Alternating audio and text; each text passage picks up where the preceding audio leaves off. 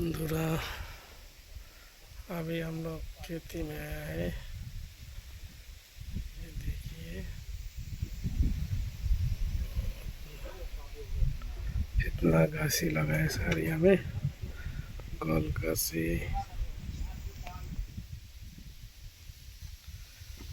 सुपारी घासी। ये देखिए कितना है। उधर सर लोग बात कर रहे हैं। हम सोचा यहाँ में आया तो एक छोटा वीडियो बना देता है आप लोग को देखने के लिए। ये देखिए कितना सुंदर नज़ारा है यहाँ से दिखाई दे रहा है।